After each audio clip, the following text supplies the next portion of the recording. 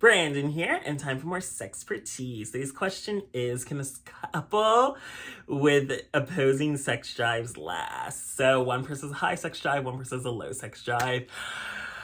I'm not optimistic about this because I feel like so many people now are like pushing this narrative where it's very much like pro open relationship, where it's just kind of like, if you're not working sexually in a relationship, just have an open relationship. Just be poly. No one's ever going to fulfill all your needs, blah, blah, blah.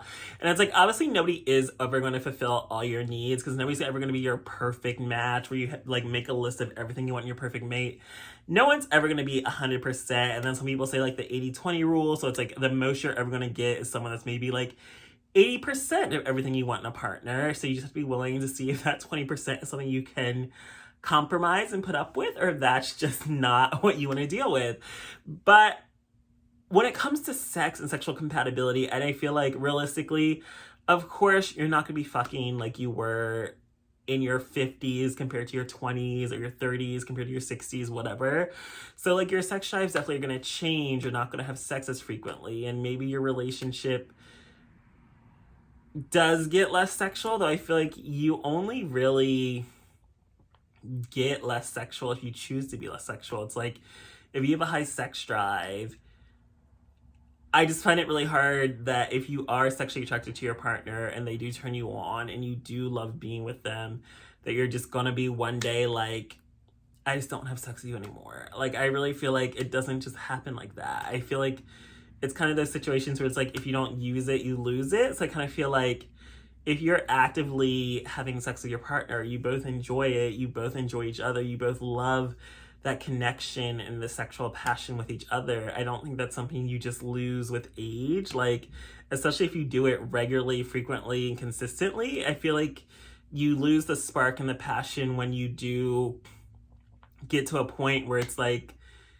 it just stops getting off schedule, it stops getting off track, it just stops like putting the effort. It's like one person makes excuses and just like, okay, we'll do it next time. And then like the next time doesn't happen. So I feel like you get to this point where it's like, you're not making each other a priority, not making sexual needs a priority, and not pleasuring each other as a priority. And I feel like that's like, it's to that point where you're just not sexually compatible anymore. But I feel like people now are like trying to like start relationships and settle for like sexual incompatibility because they're just desperate to have a boyfriend or be in a relationship. And I feel like I don't ever want to be in that state. And I feel like, to me, as someone who actually values like physical touch, is like one of my top 2 love language. Like, quality time is obviously number 1, but I also feel like you can't get the physical touch if we don't are not together in person spending quality time together. So I feel like, to me, they kind of go hand in hand, because it's like, I do love the touch, I love holding hands, I love kissing, I love cuddling, I love just holding each other, touching each other. But it's like, I also just love like you're taking time out of your day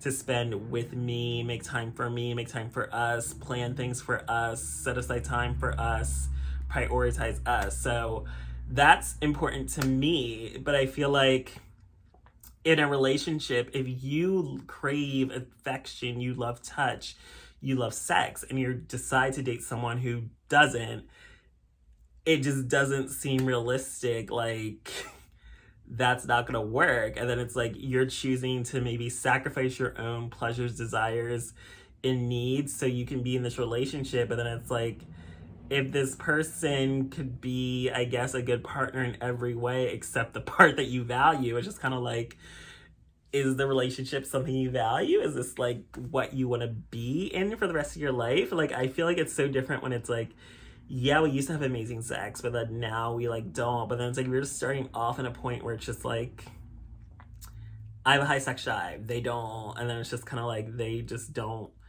value sex, they don't value affection, they don't value touch. It just kind of feels very depressing. And then it's also like, people can say that's superficial, sex isn't everything. But in reality, it's like, yeah, it's not everything to you, but it's also not everything to me as well. But it's also just like, it's not ever going to be everything. But of course, it is important, because it's like, if we have a relationship where we're not affectionate, touching, having sex, and it's like, what are we doing? Like, we're basically just roommates, we're friends. Like, and that's not the type of relationship I ever want to be in, where I just feel like we're in a platonic relationship, because then it's just like, what's the point? Like, if we don't I love, like, in a relationship, every guy I've dated, it's like, I get happy when I see them. Like, their face just makes me want to kiss them. Like, I just want to touch them when I'm next to them. I just want to, like, hold them and cuddle with them. It's like, I just get so turned on by being in their presence. And it's like, I can't imagine being in a relationship where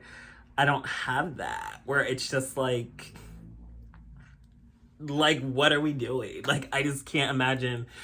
So I don't think a couple with opposing sex drives can last unless you do want to do the whole open relationship. But then it's like, you're now getting that pleasure, that touch, that affection from someone else. And then it's like you're coming home to your partner, and then it's just kind of like, meh, we don't touch each other, we don't have affection. But it's like, I just personally, for me personally, that would never work, because it's like, if I'm getting that excitement, that passion, that pleasure outside this person, like, this is not, and there's nothing that would be enough for me to want to stay in a relationship with you if I have to get my touch, affection, pleasure, kissing, touching, etc. from somebody else. Like, the only reason why I would see why people stay in that situation is probably because you need someone to split the bills with and you need somewhere to live. Like, otherwise, I don't see why you would ever be in a relationship with someone where it's like, we just don't have affection. Because then it's just kind of like,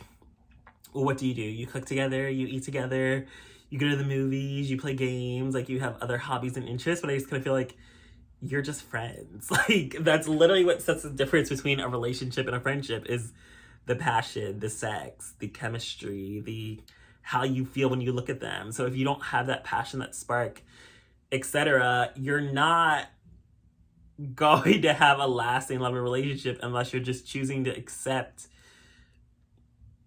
no passion, no love, no spark. I mean, you could love them, but it's kind of just more of like a platonic love. And it's like, is that the type of relationship you want? It's like, if you're not old and decrepit and your dick still gets hard, it's like, why wouldn't you want to use it? Like, we're young still. It's just kind of like, when you're young and you feel sexy and you want to feel appreciated, you want to feel desired, it's like, why would you want to be in a relationship with someone who doesn't make you feel that way? Like, I just don't understand how people get into these relationships where it's just kind of like, yeah, I can date someone. We don't need to be sexually attracted to each other. We don't need to be touchy or affectionate, or we don't need great sex or consistent sex. It's just kind of like, yeah, you're honestly just settling for less and pushing this narrative that you want to feel good about your choice of just settling to have a boyfriend just to have a boyfriend, when in reality it's like,